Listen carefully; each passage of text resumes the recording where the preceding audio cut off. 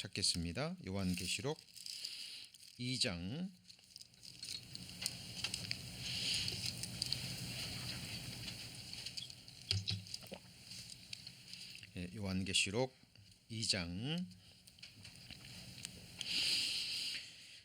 1절부터 제가 봉독합니다. 에베소 교회 사자에게 편지하기를 오른손에 7별을 붙잡고 7 금촛대 사이에 다니시는 이가 가라사대 내가 내 행위와 수고와 내 인내를 알고 또 악한 자들을 용납지 아니한 것과 자칭 사도라 하되 아닌 자들을 시험하여 그 거짓된 것을 내가 드러낸 것과 또 내가 참고 내 이름을 위하여 견디고 게으르지 아니한 것을 아노라. 그러나 너를 책망할 것이 있나니 너의 처음 사랑을 버렸느니라. 그러므로 어디서 떨어진 것을 생각하고 회개하여 처음 행위를 가지라. 만일 그리하지 아니하고 회개치 아니하면 네가 내게 임하여 내 촛대를 그 자리에서 옮기리라. 오직 내게 이것이 있으니 내가 니골라당의 행위를 미워하는도다. 나도 이것을 미워하노라. 귀 있는 자는 성령이 교회들에게 하시는 말씀을 들을지어다. 이기는 그에게는 내가 하나님의 낙원에 있는 생명나무의 과실을 주어 먹게 하리라. 사도 요한이 반모섬에서 성령의 감동하심을 받고 영안이 열렸죠. 그리고 그가 보고 들은 것들을 기록한 요한계시록을 저희들 함께 배워가고 있습니다. 제가 첫날 강조에서 말씀드렸듯이 요한계시록은 성경의 첫 번째 책인 창세기와 뗄 수 없는 밀접한 관계를 가지고 있습니다. 창세기에서 희미하게 드러났던 어떤 모형과 그림자, 그리고 창세기에서 뿌려진 보이지 않는 그 씨앗들이요, 이제 요한계시록에 와서는 이제 그 실체와 실상이 드러나고 그 보이지 않는 뿌려진 씨앗들이 이제 열매가 되어 우리 앞에 나타나는 책입니다. 그래서 이 요한계시록은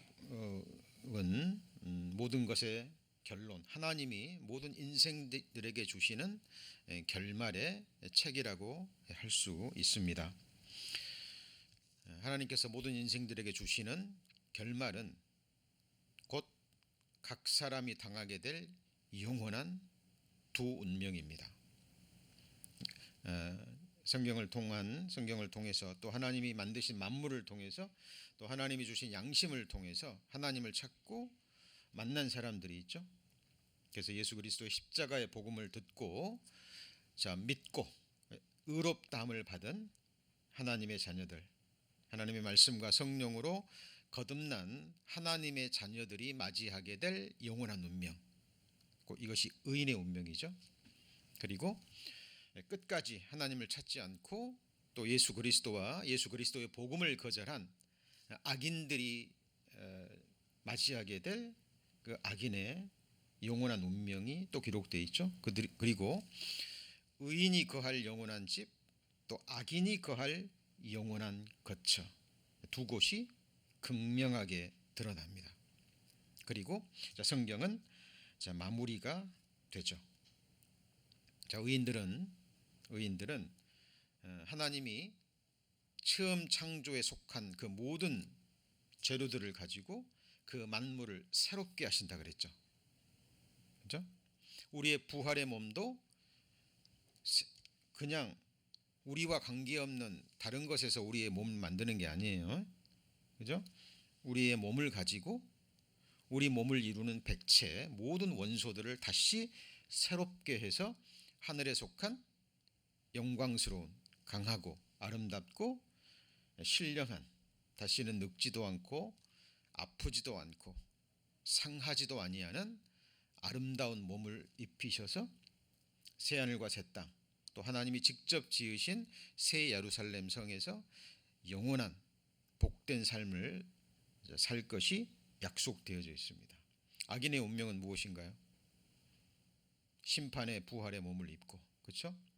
자기를 불못에까지 인도한 사탄 마귀 악한 영들, 그들에게 쓰임 받았던 거짓 선지자, 거짓 목회자, 거짓 교사들과 함께 꺼지지 않는 불못에서 그들과 함께 영원히 거하게 됩니다.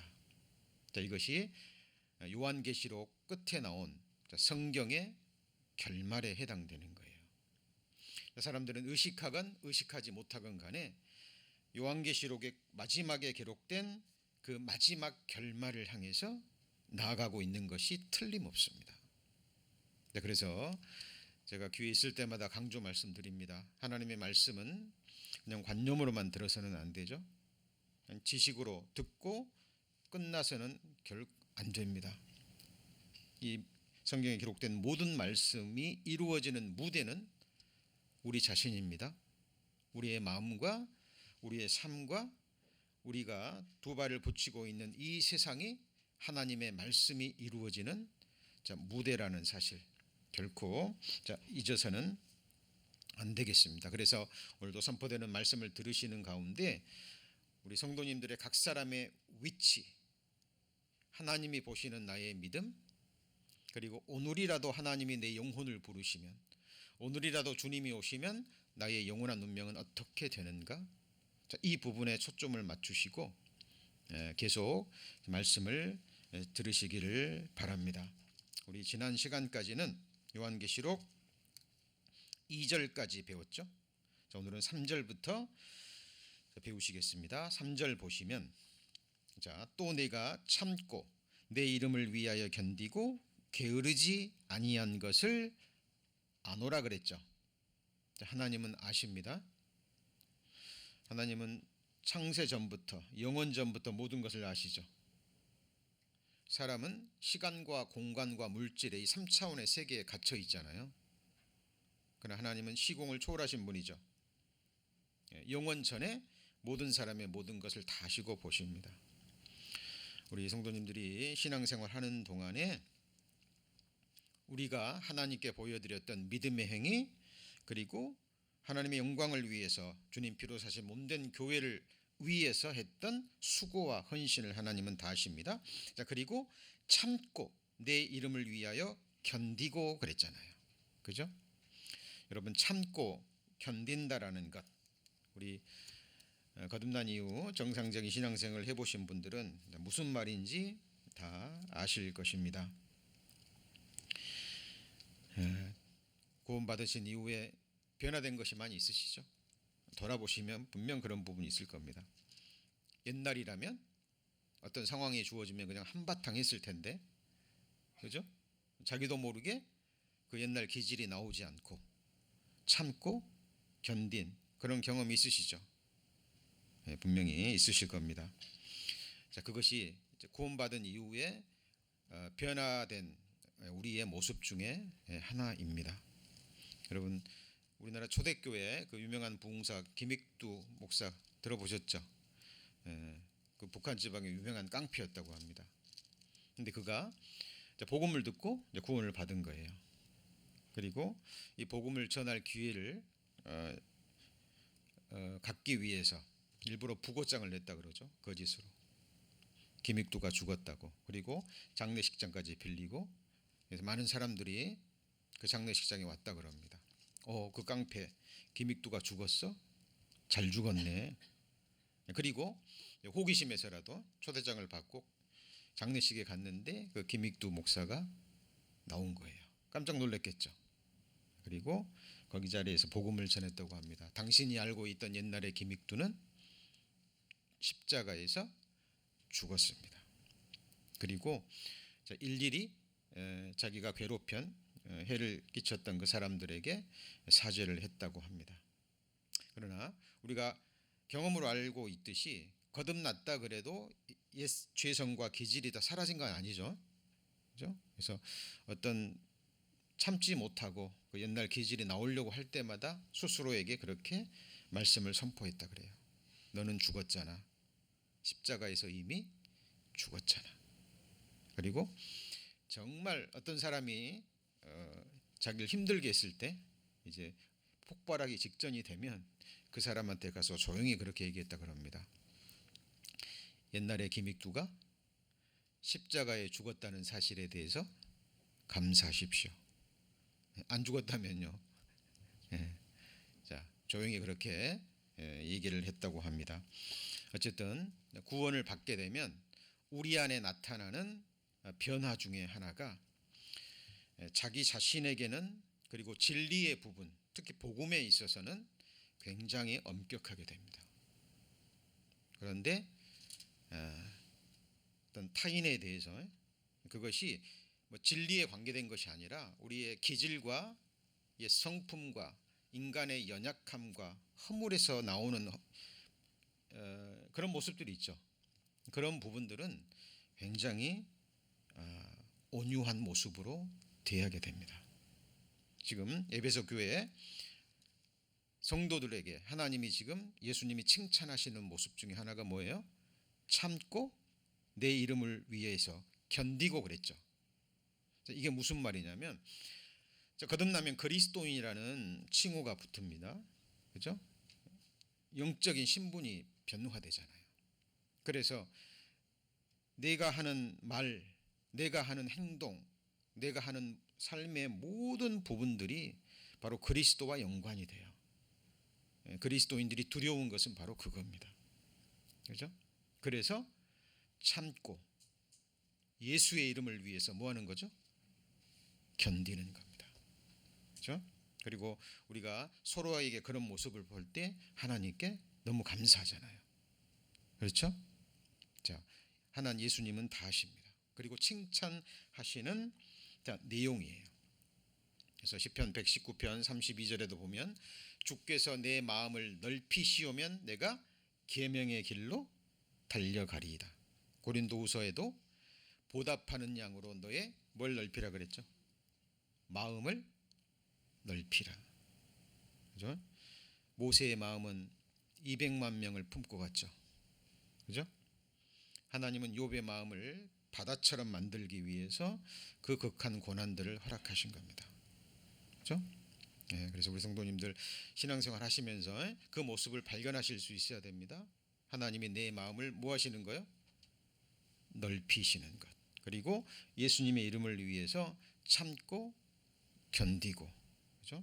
그게 성령의 열매 중에 하나인, 같이 해보실까요? 온유입니다. 온유가 영어로는 kind라고 돼 있죠. 그렇죠?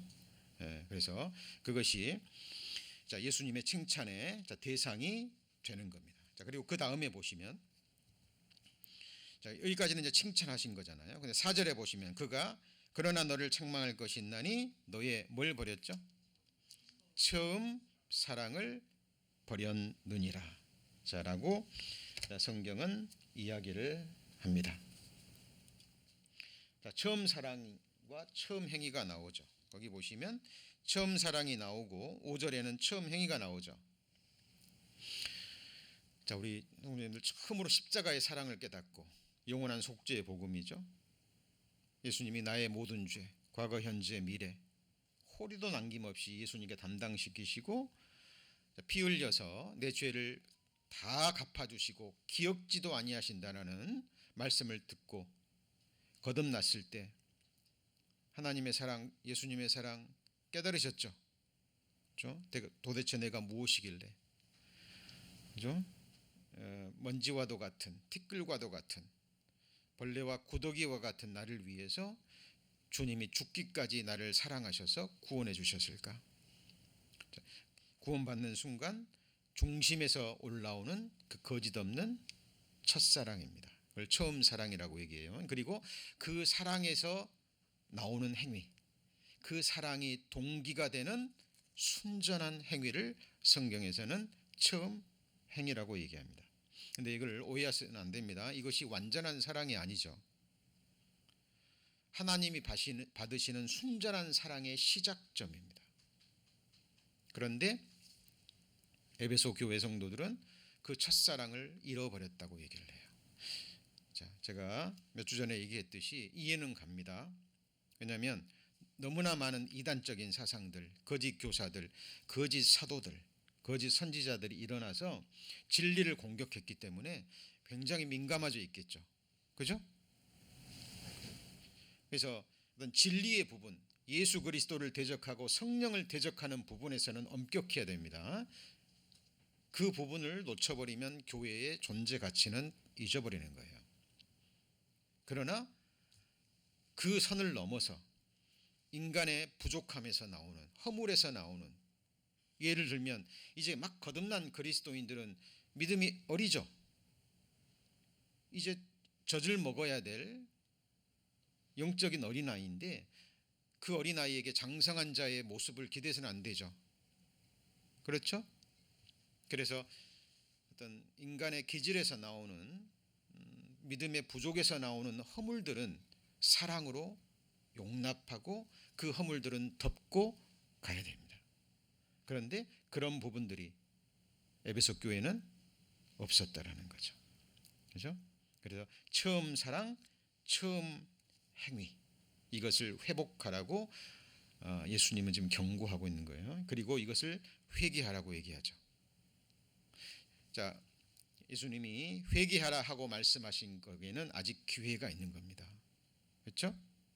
그리고 회개하지 않을 때는 하나님이 촛대를 옮기시겠다라고 말씀하셨는데, 촛대를 옮기겠다는 것은 자, 그 사랑이 없는 곳에서는, 사랑의 동기가 되는 그 행위가 없는 곳에서는 예수님이 일하실 수 없다라는 거예요.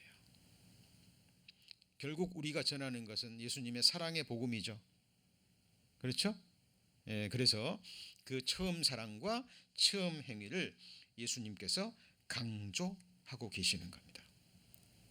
그래서 우리 성도님들도 교회 안에서는 물론이고요. 그러나 우리가 교회에 있는 시간은 많지 않잖아요. 사실 교회에서는 우리가 하나님의 말씀을 배우고 가정에서, 직장에서, 세상에서 우리가 어떻게 빛과 소금의 역할을 할 것인가를 배우고, 사실 말씀이 이루어지는 무대는 물론 교회도 포함됩니다만은 가장 중요한 것은 가정이고 그리고 직장과 이 세상이라고 할 수 있습니다. 그렇죠? 그래서 세상 사람들이 바로 우리 안에서 바로 그 사랑과 그 행위를 볼 수 있어야 되겠죠. 자, 아주 중요한 부분입니다. 자, 그리고 이제 6절에 보시면 이제 오늘 말씀의 가장 중요한 주제가 되는 겁니다. 6절에 보시면 자, 오직 내게 이것이 있으니 네가 니골라당의 행위를 뭐한다 그랬죠? 미워하는도다. 나도 이것을 미워하노라. 자, 이거는 예수님이 칭찬하시는 부분 중에 하나예요. 그렇죠? 자, 니골라당의 행위를 미워합니다. 자, 사람을 미워합니까? 행위를 미워합니까? 자, 행위를 미워하는 겁니다. 그렇죠? 그리고 이것은 예수님이 미워하신다는 것은 이거는 진리와 관계된 거예요. 그렇죠? 자, 진리는 타협해서도 안 되고 양보할 수도 없는 거죠. 그럼 니골라당의 행위가 하나님의 진리와 반한 어떤 행위가 있었다는 겁니다. 그런데 성경은 이 니골라당의 행위에 대해서 구체적으로 그것이 무엇인지 언급하고 있지 않습니다. 그런데 우리가 팁을 얻을 수 있는 구절이 있어요. 그것이 요한계시록 2장에 보시면 2장 14절 보실까요? 14절 버가모 교회에 예수님이 편지를 보내시면서 14절 그러나 내게 두어 가지 책망할 것이 있나니 거기 내게 뭘 지킨다 그랬죠? 발람의 교훈을 지키는 자들이 있도다. 여기 보면 에베소 교회에서는 니골라당의 행위라 그랬죠. 근데 여기는 발람의 교훈이 나옵니다. 그리고 15절에 보시면 이와 같이 내게도 그다음 뭐라 그랬죠? 니골라당의 행위예요, 니골라당의 교훈이에요? 교훈입니다. 교훈은 원어적인 의미로 보면 교리입니다. 교리. 그죠? 그러니까 어떤 교리로 정착이 돼버린 거예요. 행위가 계속되면서 어떤 발전의 모습을 보이고 있습니다. 자, 이와 같이 내게도 니골라당의 행위를 행위를 지키는 자들이 있도다. 그러므로 회개하라 그랬죠. 자, 이것이 이제 니골라당 행위가 무엇인지 우리가 팁을 얻을 수 있는 부분입니다. 자, 니골라당의 교훈이 무엇인지 한번 살펴보겠습니다. 이 보시면 네게 발람의 교훈을 지키는 자들이 있도다. 발람이 발락을 가르쳐. 발람은 그 당시 이방인 복술과 점치는 사람입니다. 자, 발락은 모압 왕이에요. 발람이 발락 모압 왕 발락을 가르쳐 이스라엘 앞에 올무를 놓아 우상의 제물을 먹게 하였고 또 행음하게 하였느니라. 이와 같이, 우리말로는 이와 같이, 원어는 후토스입니다. 근데 이게 원뜻이 이런 방식으로 그 말이에요. 내게도 니골라당의 교훈을 뭐하는 사람들이 있어요? 지키는 자들이 있도다 그랬죠. 이건 물론 버가모 교회입니다. 그러나 에베소 교회가 그 시작점을 보여주고 있죠. 자, 니골라당의 행위, 이것이 뭐와 관계가 있다고요? 발람의 교훈과 연계되어 있는 거예요. 그러니까 발람의 교훈이 무엇인가는 성경에 곳곳에 아주 자세히 나옵니다. 그리고 그것을 니골라당의 행위와 니골라당의 교훈과 연계시키고 있죠. 그렇죠? 제가 왜 이 말씀을 드리냐면 어떤 목회자들, 꽤 유명하다는 목회자들이 이 원어에 집착해가지고요, 이 니골라당의 교리, 이 니골라당 이 부분을 초대교회 7 집사 중에 한 사람이었던 니골라와 연결을 시키지 않습니다. 니골라당의 원어적인 의미가 백성을 지배한다라는 의미를 가지고 있어요. 누구를 지배한다고요? 백성을. 그래서 초대교회 어떤 자기 권위를 내세워서 어떤 성도들을 지배하고 권세를 부리는 이단의 일파로만 보고, 발람의 교훈과는 연계시키지 않는, 그렇게 해서 말씀을 전하는 사람들이 꽤 있습니다. 그런데 잘못된 거예요. 잘못된 겁니다. 발람의 교훈은 니골라당과 깊이 연결이 되어 있습니다. 자, 그러면 지금부터 발람의 교훈이 무엇인지 살펴보겠는데요. 하나님의 은혜와 능력으로 출애굽한 이스라엘 백성들이요, 당시 주변의 나라들을 정복하면서 이제 모압 땅까지 이르게 됩니다. 그럼 모압 왕 발락이 이스라엘 민족에 대한 소식을 듣고 두렵겠죠. 그죠? 그 강대한 애굽의 바로를 벗어나서 홍해 바다까지 기적으로 통과하고, 그리고 모압 땅에 올 때까지 강한 나라들을 쳐부수고 모압 땅까지 왔으니까 두렵잖아요. 당시에 아주 유명한 복술가 발람. 근데 이 발람이 여호와를, 이스라엘의 하나님 여호와에 대한 지식도 꽤 있었던 것 같아요. 그래서 이 발람 왕에게 큰 재물을 주면서 사주를 합니다. 네가 누군가를 축복하면 복을 받고, 네가 누군가에게 저주하면 저주받는 것을 내가 안다. 네가 이스라엘 민족을 저주하게 좀 해라. 저주를 받도록 해다오. 그리고 많은 재물을 줍니다. 그런데 이 발람이요, 비록 이방인 복술과 점치는 사람이었지만 이스라엘의 하나님에 대한 지식이 있었던 것 같아요. 그러니까 두려운 거예요. 누가요? 여호와 하나님이 두려운 거예요. 당연히 그건 안 되죠.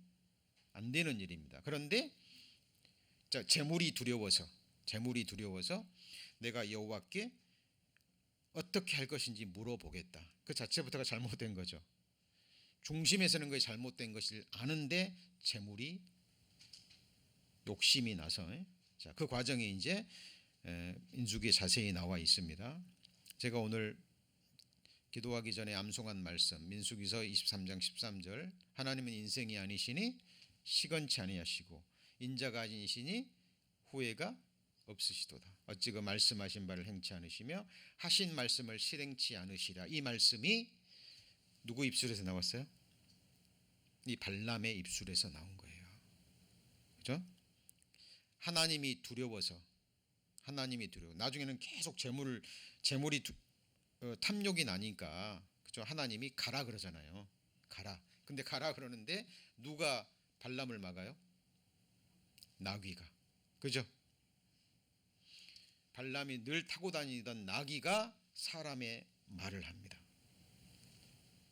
그러니까 하나님이 나귀의 입까지 열어서 발람이 그 그릇된 길을 가지 못하도록 막은 거예요. 그죠? 자, 결국 그렇게 해서 마음은 그렇지 않지만 발람은 마음은 재물에 완전히 마음이 뺏겼지만 하나님이 두려워서 입술로 축복을 합니다. 누구를요? 이스라엘 백성을. 근데 나중에 이 발람 선지자가 탐욕에 이끌려서 발락 왕에게 이스라엘이 저주받을 수 있는 길을 가르쳐줘요. 그게 뭐죠? 하나님은 우상 숭배죄를 가장 싫어하신다. 그죠? 그리고 행음을 하고 간음하는 것을 정말 싫어하시고 큰 벌을 내리신다. 자, 그러니까 아름다운 모압 여인들을 통해서 이스라엘 남자들을 유혹하고, 그죠? 그리고 더 나아가서 결혼도 하고, 그렇게 해서 우상을 숭배하게 하고 우상의 재물을 먹게 하면 하나님이 틀림없이 저주를 내릴 것이다. 발락 왕이 듣고 실제로 그렇게 행합니다. 그리고 이스라엘 남자들이 모압 여인의 아름다운 그 여인들의 미혹이 돼서 그들과 행음하고 간음하고 그들과 함께 우상 숭배를 하고 우상의 재물을 실제로 먹어요. 그리고 24,000명이 죽임을 당합니다. 자, 이것이 성경에 기록되어 있습니다. 여기 보시면 싹스를 위하여 발람의 무슨 길이요? 어그러진 길. 여러분, 진리는, 하나님의 말씀은 어떤 경우에도 이익의 재료로 사용해서는 안 됩니다. 무엇의 재료로요? 이익의 재료로. 하나님의 말씀은 오직 영혼을 구원하고, 그죠? 주님의 몸된 교회를 세우는 그 목적에만 선포가 되어야 돼요. 싹스를 위하여. 그래서 목자들 중에 싹스를 위해서, 돈을 위해서 목회하는 사람들을 뭐라 그래요? 싹군 목자라고 얘기를 합니다. 여러분, 성도님들이 그걸 분별 못하면 망하는 길로 가는 거예요. 싹스를 위하여 발람의 뭐로 갔어요? 어그러진 길로 갔어요. 지금 저희가 뭐 배우기 위해서 발람 배우고 있습니까? 니골라댕의 행위를 배우기 위해서요. 자, 그리고 베드로후서 2장 15절에도 저희가 바른 길을 떠나 미혹하여 부올의 아들 발람의 길을 쫓는도다. 그는 불의의 싹스를 사랑하다가 자기의 불법을 인하여 책망을 받되 말 못하는 나귀가 사람의 소리로 말하여 이 선지자의 미친 짓을 뭐하고요? 금지하였느니라. 그러니까 이 발람이 여호와 하나님에 대한 지식이 있으면서도 돈 때문에 발락 왕에게 가려고 했던 그것을 미친 짓이라고 표현을 합니다. 자, 그리고 여기 선지자라는 말이 나오는데, 여호와의 선지자라는 말이 없죠. 거짓 선지자도 선지자고, 어떤 우상을 섬기고 우상의 말을 전하는 사람도 선지자로 나옵니다. 그리고 사실 발람은 만일 이때 이 발람 사건, 발락 왕가의 그 사건이 있었을 때 정말 여호와 하나님을 바르게 알고 순종했더라면, 그죠? 정말 하나님을 두려워해서 끝까지 돈에 대한 탐욕을 버리고 하나님 말씀에 순종했더라면 이 발람은 정말 하나님의 선지자로도 쓰임받을 가능성도 있었겠죠. 그러나 이 돈 때문에 발람의 결국이 나오죠. 결국 죽임을 당합니다. 큰 재물은 얻지만 하나님께 심판을 받아 뭘 받아요? 죽임을 당합니다. 이것이 발람의 마지막 운명이 되는 겁니다. 자, 그래서 이 니골라라는 말이요, 이 니콜라우스, 원어는 니콜라우스입니다. 그리고 이 니골라당이라는 뜻입니다. 니콜라이테스는 승리하다, 그리고 백성이라는 단어에서 나온 거예요. 그러니까 어떤 사람들이 이 원어에 집착해서, 그죠? 이 사람은 니골라당은 초대교회 니골라 집사와는 관계가 없다라고 가르치는 것들이 있습니다. 미혹 받으시면 안 돼요. 요즘 인터넷 유튜브가 순기능도 있지만 악기능이 훨씬 더 많습니다. 여러분, 음식도 분별하고 드셔야 되죠? 그죠? 잘못된 말씀은 시간도 버리고요, 혼미해져 버립니다. 여러분, 순전한 하나님의 말씀 분별하시고 들으시는 지혜가 필요합니다. 사도행전 6장에 보잖아요. 그러면 헬라파 유대인과 히브리파 유대인이 나와요. 둘 다 누구예요? 유대인입니다. 자, 히브리파 유대인은 본토에서 자라서 살아나는 히브리어를 쓰는 사람들이고, 헬라파 유대인들은 주변 바벨론의 포로 당한 적도 있잖아요. 그죠? 거기 있다가 돌아온 사람들도 있고, 디아스포라를 당해서, 해산을 당해서 다른 나라에 있다가 다시 돌아온 사람들. 그래서 그들이 쓰는 언어가 주로 헬라어였습니다. 근데 소수였어요. 근데 이제 사도행 6장 앞에 나오는 것이 바로 아나니아와 삽비라 이야기가 나옵니다. 아시죠? 그때는 이스라엘에 큰 핍박이 있을 것을 하나님이 아시고 성도들로 하여금 그 재산을 다 사도 앞에 갖다 놓게 하죠. 그죠? 여러분, 그 말씀을 가지고요, 또 목회자들은 또 어떤 특별한 이단 중에 그런 이단들 실제로 있습니다. 봐라, 초대교회 때 모든 성도들이 재산 다 팔아서 사도 앞에 갖다 놓지 않았느냐, 그죠? 이것이 공동체적인 생활이다라고 그것을 또 강요하는 사람들이 있어요. 자, 성경은 바르게 나누어야 됩니다. 그죠? 그 당시 초대교회 때는 큰 핍박이 있을 걸 아시고 다 흩어지고 있는 재산도 다 빼앗길 것을 아시고 그 상황에서, 그러기 때문에 재산을 성도들이 다 팔아서 사도 앞에 갖다 놓으면 그걸 분배해서 썼던 거예요. 그거는 그 시대에만 해당되는 거예요. 그래서 이제 구제를 하는데 헬라파 과부들이요, 구제에서 자꾸 제외가 돼요. 그러니까 이제 불만을 얘기하는 거죠. 왜 우리 헬라파 유대인들 과부에게는 구제의 손길이 오지 않느냐. 초대교회에서도 헬라파 유대인과 히브리파 유대인이 나뉘어졌죠. 그죠? 교회에서는 항상 어떤 모습이건 여러 가지 이러저러한 문제점들이 있는 거예요. 그런 가운데 성령께서 일하시고 역사하시는 가운데 온전케 되어가는 겁니다. 그러니까 사도들이 그 말을 듣고요, 이거 잘못됐구나. 사도들이 말씀 전하는 것과 기도하는 것에 전부해야 되는데, 그죠? 가장 중요한 일은 제쳐놓고 그냥 구제하는 일에 시간을 다 써버리니까 이게 잘못됐다. 그리고 존경받는 충성스러운 사람 7을 세웁니다. 그 중에 한 사람이 누구예요? 니골라 집사입니다. 그죠? 그러니까 그 당시에는 이 니골라가 충성되이 여겨져서 집사로 세워졌죠. 그렇죠? 자, 그런데 예루살렘에 큰 핍박이 났을 때요, 자, 이 사람이 다 흩어져서 복음을 전하는데 이 니골라는 은둔 생활하는 가운데 어떤 새로운 교리를 만들었던 것 같아요. 그것이 발람의 교훈과 연관이 있는 겁니다.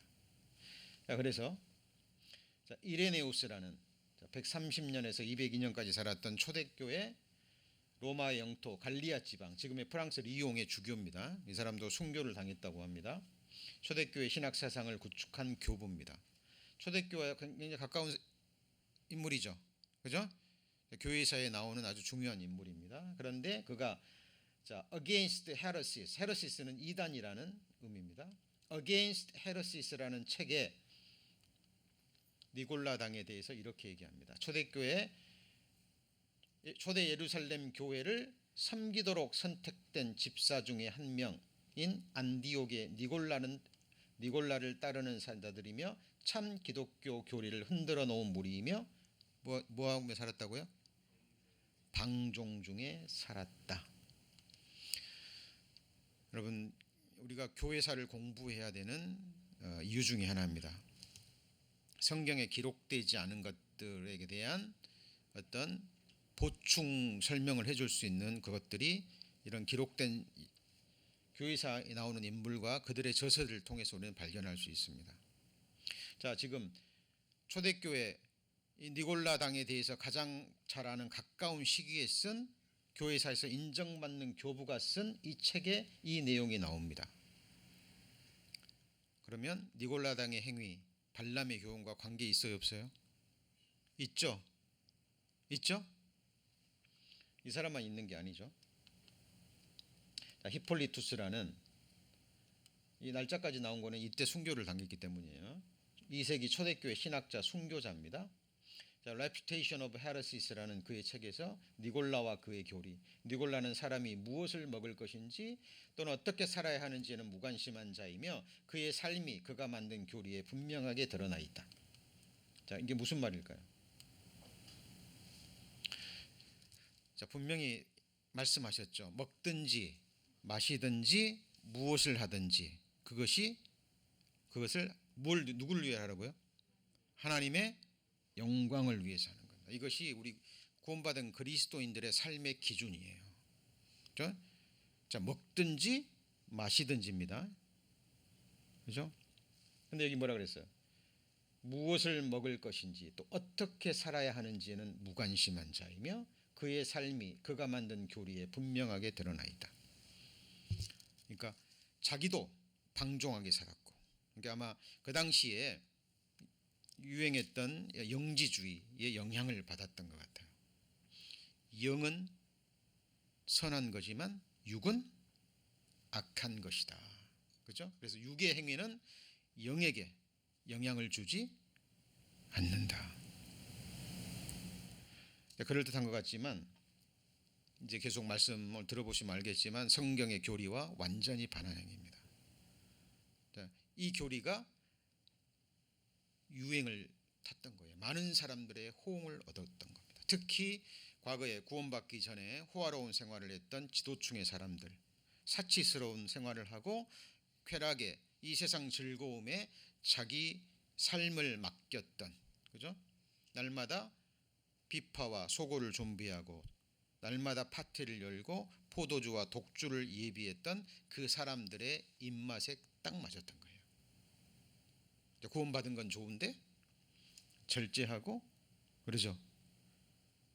그리스도의 이름에 욕이 돌아가지 않는 행동을 하지 않고, 이런 것들이 육신과의 싸움을 일으키잖아요. 그렇죠? 그런데 여기서 자유케 하는 교리를 제공한 거예요. 누가요? 니골라가.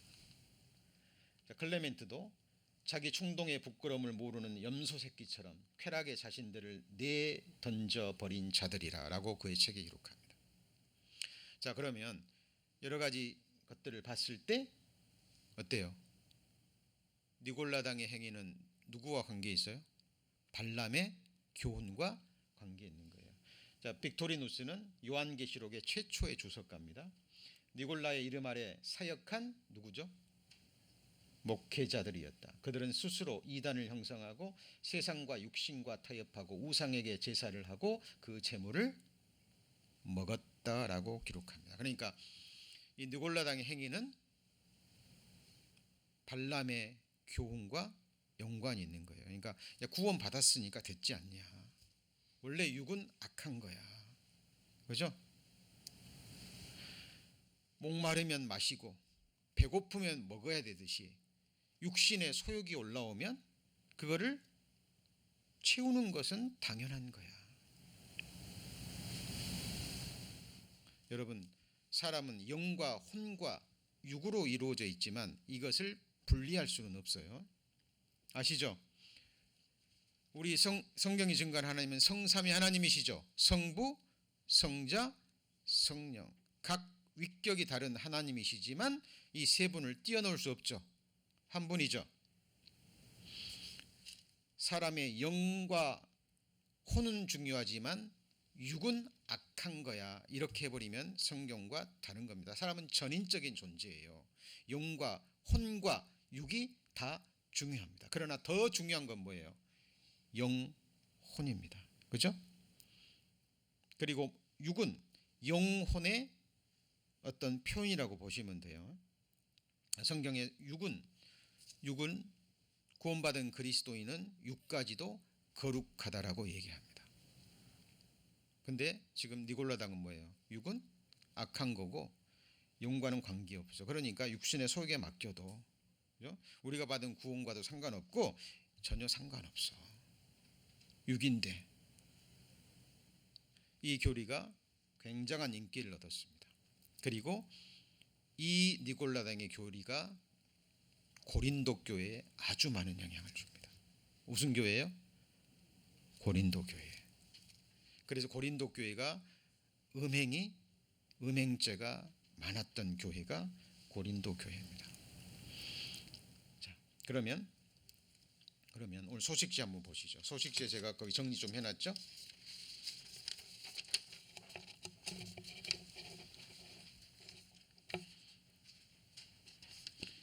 집에 가서 한번 쭉 읽어보시고요. 거기 보시면 빨간 글씨로 적어졌죠.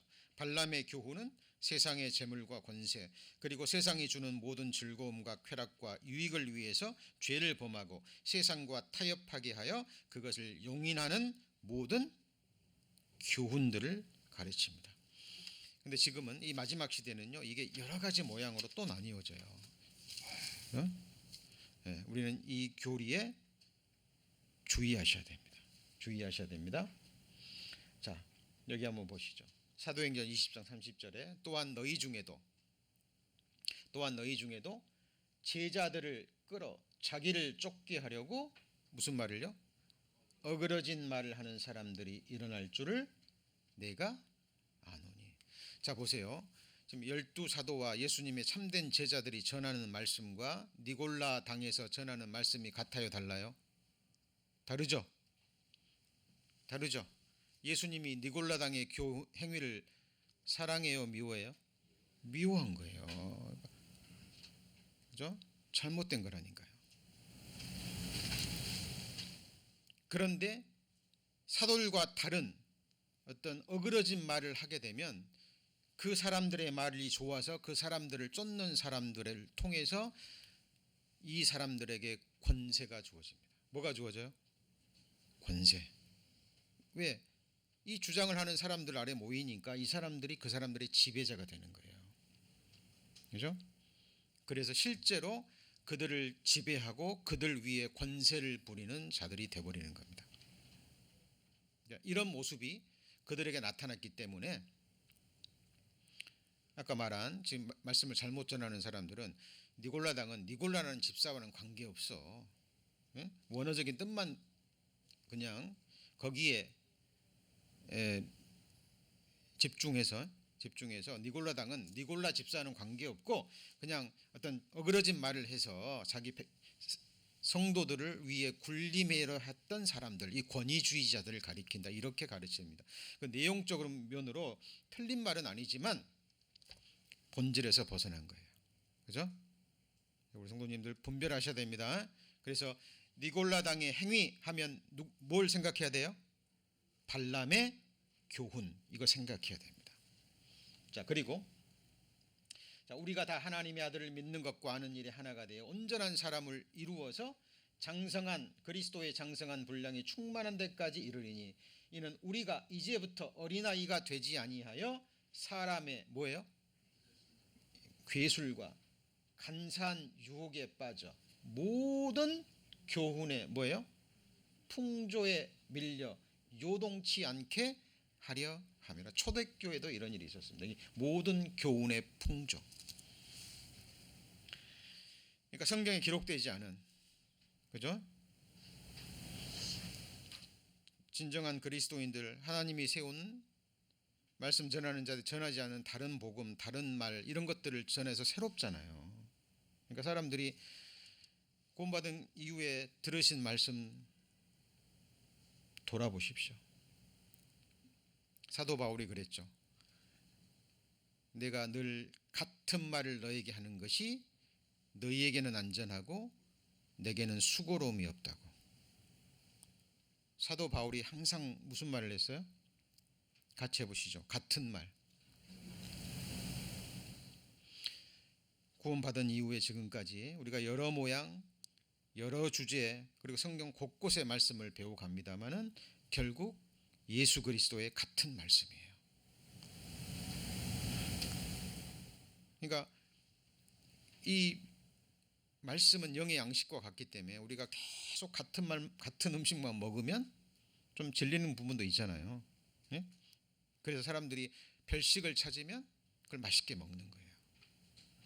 그리고 늘 전해지는 말씀이 자기 마음과 삶 가운데 이루어져서 능력으로 체험을 못했기 때문에 어떤 말씀을 들으면 그거 아는 말씀 들은 말씀인데 지금까지 자기의 유익이 되지 않았어요. 그런데 어떤 말씀을 싹 들으면 전혀 새로운 말씀이거든요. 거기에 미혹돼 버리고 그 교훈의 풍조에 밀려버리면 요동해 버리는 겁니다. 요동해 버린 거예요. 그 다음부터 여기 미혹되잖아요. 그러면 이 사람이 이 말하면 그게 맞는 것 같고 그 사람이 이 말을 하면 이게 맞는 것 같고 정함이 없는 거예요. 요동해 버립니다. 여러분, 이것이 초대교회도 있었다면 지금 마지막 시대는 더 적어졌을까요? 많아졌을까요? 개인적으로 상담을 하고 전도를 해보잖아요. 그러면은 그런 분들이 있습니다. 저는 못 믿겠습니다. 똑같은 말씀을 가지고도 왜 수많은 목회자, 설교자들이 왜 다른 말을 합니까? 뭐가 진짜입니까?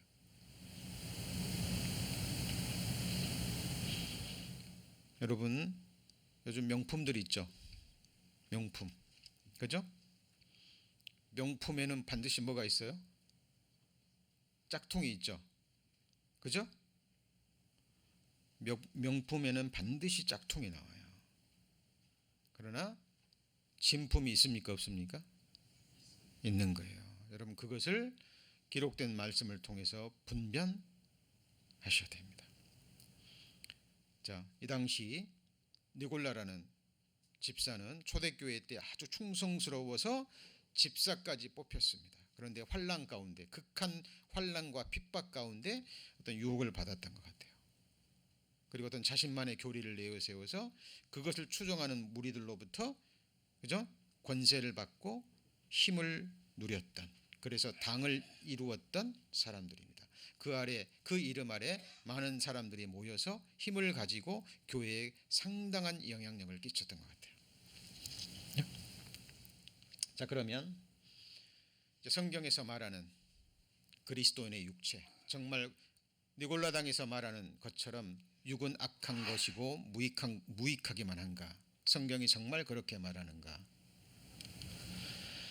여러분, 여러분의 육체는 주께서 피로 사신 겁니다. 뭘로 사신 거예요? 피로 사신 겁니다. 여러분의 영혼만 산 게 아니라 피도, 이 몸도 사신 거예요. 처음부터 주님 거였지만 죄에 팔렸죠. 그런데 예수님이 핏값으로 다시 사셨습니다. 예수님이 사셨다라는 것은 필요하기 때문에. 그럼 여러분의 영혼, 여러분의 육체 누구 거예요? 누구 거예요? 주님 겁니다. 이거 잊어버리시면 안 됩니다. 찾아보죠. 고린도전서 7장 23절입니다.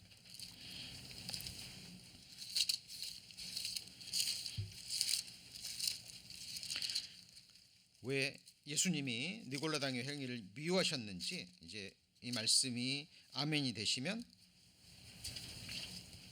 자, 이해하실 겁니다. 고린도전서 7장 23절. 너희는 값으로 사신 것이니 누구의 종이 되지 마요?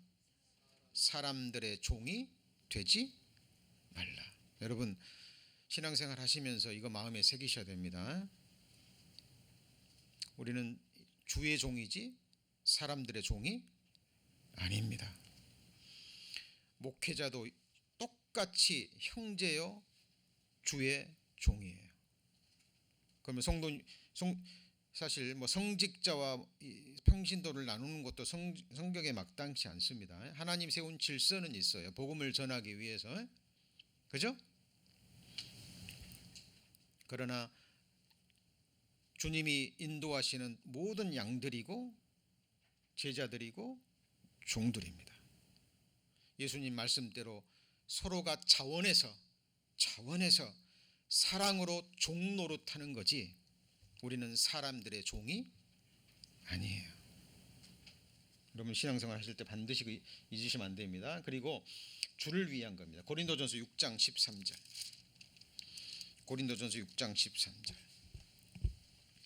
자, 식물은 배를 위하고, 이 배는 스토막입니다. 위입니다.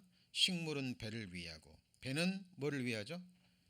식물을 위하나 하나님이 이것저것 다 피하시리라. 자, 천국 가면 먹는 것이 중요하지 않아요. 이 땅에서는 살기 위해서 먹어야 되죠. 먹지 않으면 죽죠. 천국 가면 영원히 안 먹어도 안 죽습니다. 그러나 먹는 것이 없지는 않아요. 자, 그래서 우리가 있는 부활의 몸은 완전한 신령한 몸입니다. 그런데 하나님 이것저것 다 피하시라. 몸은 음란을 위하지 않고 오직 누구를 위해요? 주를 위하며 주는 몸을 위하시느니라. 여러분, 이 몸을 만드신 분이 누구죠? 주님이십니다. 우리 성도님들 정말 건강을 위하고 싶으시면 이 말씀 마음에 새기셔야 됩니다. 내 몸을 만드신 창조주가 내 몸을 가장 잘 아시겠죠. 여러분 포드 자동차 아시죠? 이 포드가 자동차 회사를 설립한 사람이잖아요. 그죠? 실제로 이 사람은 기계공이었습니다. 자동차를 만든 기계가 있다고 그러죠. 어머니가 아팠었는데 말 타고 갔다 오는 사이에 돌아가셔 버린 거예요. 조금만 더 빨리 의사를 모시고 왔다면 살았을 텐데. 그리고 빨리 이동하는 수단을 만들고자 하는 그 마음을 품었다 그러죠. 그리고 실제로 기계공이 돼서 나중에 자동차를 설계하고 만들기까지 합니다. 근데 그 포드 자동차의 그 유명한 그 베테랑 그 기계공이요, 자동차 수리하는 사람이 겨울에 가다가 이제 차가 섰다 그래요. 그래서 자동차를 열고 뭐가 잘못됐나 보고 있는데 자기를 모르겠더래요. 근데 한 지나가던 노신사가 와가지고 내가 좀 보면 안 되겠습니까? 그 사람이 자기가 1급 수리공인데 왜 늙은 노인 옆에 와서 그러니까 아니 내가 이 포드 자동차 회사 1급 수리공이라고. 근데 이 노인이 자꾸 부탁을 하니까 포기했대요. 그리고 손 한번 까딱 하니까 고친 거예요. 그 사람이 누구예요? 포드. 그 자동차를 설계한 포드. 우리 몸을 창조하신 분이 누구죠? 예수님이, 하나님이십니다. 그러니까 내 몸이 주님의 것이라는 걸 알고 주님께 헌신되었을 때, 주님께 쓰임 받을 때 주님이 내 몸을 위하시는 거예요. 그렇죠? 여러분 이 말씀 꼭 기억하셔야 됩니다. 지금 발람의 교훈, 니골라당 행위가 이 음행죄와 관계 있는 거예요. 그리고 여러분 지금 계속 고린도 전서에 이 얘기가 나오죠. 사도 바울이 왜 고린도 교회에만 이런 말을 썼을까요? 고린도 교회가 니골라당의 영향을 받아서 음행죄가 많았어요. 심지어는 자기 아버지의 아내를 범하는 일까지 나옵니다. 누구를 범해요? 아버지의 아내, 후처 되겠죠. 그리고 그 죄까지 고린도 교회에서 묵인해버립니다. 엄한 책망을 받아요. 여러분 죄는 누룩과 같아요. 누룩과 같습니다. 자, 그리고 고린도전서 6장 15절. 자, 너희 몸이 그리스도의 한 지체인 줄을 알지 못하느냐? 내가 그리스도의 지체를 가지고 뭘 만들어요? 창기의 지체를 만들겠느냐? 결코 그럴 수 없느니라. 창기와 합하는 자는 저와 한 몸인 줄을 알지 못하느냐? 일러스되 둘이 한 육체가 된다 하셨나니 주와 합하는 자는 한 영이라. 음행을 피하라. 사람이 범하는 자마다 몸 밖에 있거니와 음행하는 자는 자기 몸에게 죄를 범하느니라. 너희 몸은 너희가 하나님께로부터 받은 바 너희 가운데 계신 뭐예요? 성령의 전입니다. 너희는 너희의 것이 아니라 값으로 산 것이 되었으니 그런즉 너희 몸으로 하나님께 영광을 드리라. 여러분, 우리 몸이 하나님의 전입니다.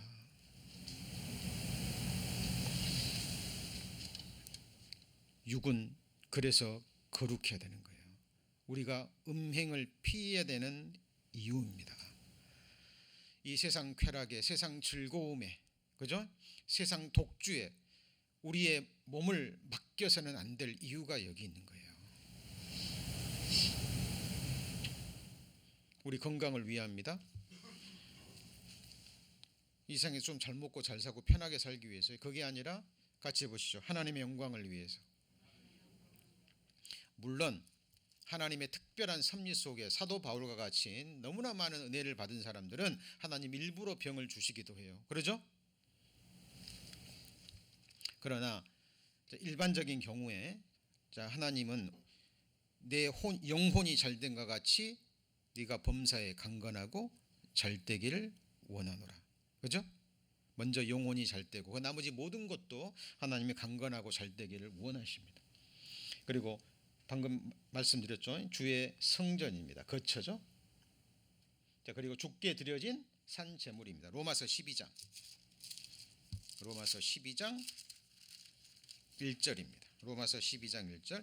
자, 그러므로 형제들아 내가 하나님의 모든 자비하심으로 너희를 권하노니 너희 몸을 너희의 하나님이 기뻐하시는 거룩한 뭐로 드려요? 산 제사로 드리라. 이는 너희의 드릴 영적 예배니라. 그러니까 우리의 몸이 산 제사로 드리는 산 제물인 거예요. 지금 예배 시간에 몸이 이곳에 오셨잖아요. 그죠? 몸으로 지금 산 제사를 드리는 겁니다. 나를 구원해 주신 주님께 감사하고 저는 한 주간을 나를 지켜주시고, 그죠? 함께해 주신 하나님께 감사드리고 또 나머지 한 주를, 나머지 생애를 하나님께 믿음으로 맡기기 위해서 우리는 지금 예배를 드리고 말씀을 배우고 있습니다. 이 몸 하나님께 드려진 산 제물입니다. 하나님께 드려진 것은 전부 다 거룩하죠. 맞죠?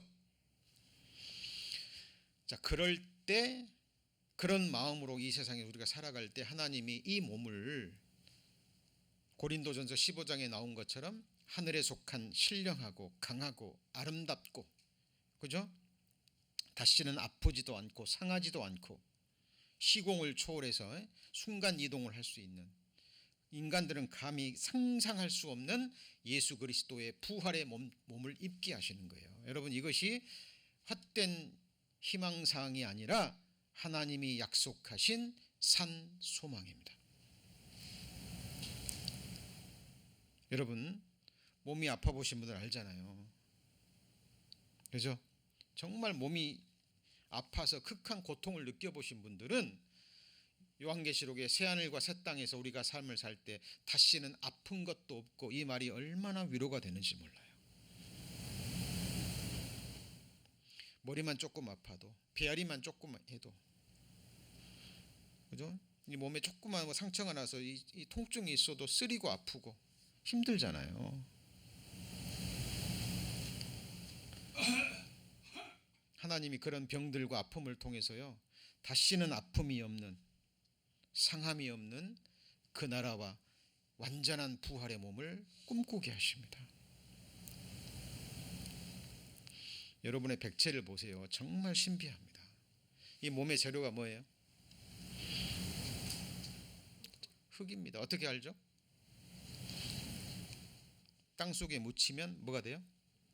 흙이 되어버립니다. 여러분, 하나님은 이 흙을 가지고 완전한 몸으로 바꾸실 거예요. 여러분, 니골라당의 교훈과 성경의 교훈은 완전히 다르죠.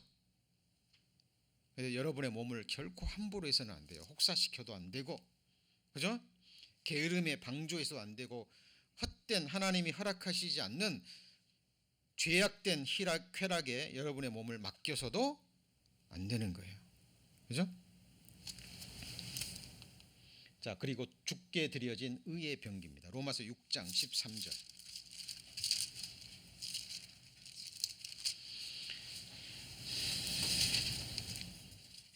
12절입니다. 로마서 6장 12절. 그러므로 너희는 죄로 너희 죽을 몸에 왕노릇하지 못하게 하여 뭘 순종치 말고요. 몸의 사욕을 순종치 말고 또한 너희 시체를 불의의 병기로 죄에게 드리지 말고 오직 너희 자신을 죽은 자 가운데서 다시 산 자 같이 하나님께 드리며 너희 지체를 너희 몸을 의의 병기로 하나님께 드리라. 그럴 때 하나님이 의의 병기를 붙잡고 거룩한 전쟁에 사용하십니다. 이것이 요한계시 아까 우리 지난주에 배운 하나님이 오른손에 7뼈를 붙잡고 일곱 금촛대 사이로 행하시는 그 모습이 바로 그 모습이에요. 자, 그리고 그래서 정리되셨죠? 여러분의 몸, 우리 몸은 니골라당에서 말하는 것처럼 이 육은 악하고 무익하고, 그죠? 그래서 이 죄악이 흐르는 것, 죄악으로 나가는 건 이게 당연한 것이다. 그죠? 그것은 성경과 맞지 않다라는 거예요. 주께서 피로 사신 주의 것입니다. 주를 위한 것이고 주님이 성전 삼으시는 거예요. 그리고 주님께 드려진 산 제물이고 주께 드려진 의의 병기입니다. 그래서 우리가 하나님께 드릴 때 하나님이 나를 붙잡으시고 내게 주신 모든 재능, 지혜, 재물 모든 것을 사용하셔서 이 일을 행하시는 분은 누구죠? 하나님이십니다. 그렇죠? 자, 오늘은 에베소의 니골라당의 행위를 미워한 에베소 교회라는 주제로 말씀을 배웠습니다. 그리고 자, 오늘 제가 에베소 교회의 첫사랑, 처음 사랑이 나오죠. 그래서 처음 사랑을 회복하기 위해서는 여러분 우리 구원의 확증을 다시 얻으셔야 됩니다. 뭘 얻으셔야 돼요? 구원의 확증. 자, 그래서 제가 내일부터 5일 동안요. 매일 아침에 그동안 했던 그 바이블 세미나 성경 강연에 좀 녹화가 잘 된 것으로 뽑아서 아침에 하나씩 보내드릴 거예요. 짧은 글과 함께. 그러면 꼭 시간을 내셔서 그 말씀을 5일 동안 기도하는 가운데 잘 들으시면 구원의 천국 갈 확신이 없으신 분들이 또 어떤 경우는 또 왔다 갔다 하실 수도 있어요. 그럼 꼭 들으시고 구원의 확증을 얻는 시간이 됐으면 좋겠습니다. 그리고 도움이 필요하신 분은 언제든지 연락 주시면, 그죠? 저와 개인적으로 구원에 관해서 말씀을 나눌 수도 있습니다.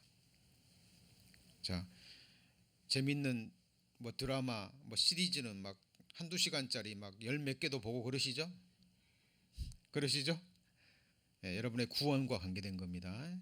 예, 꼭 시간 내셔서 조용한 시간 마련하셔서 성경 찾으시고 기록도 하시면서 묵상하시면서 꼭 들어보시기 바랍니다. 그래서 이번 기회에 말씀을 듣고 첫사랑을 회복하는 우리 성도님들 되시길 기도드립니다. 기도하시겠습니다.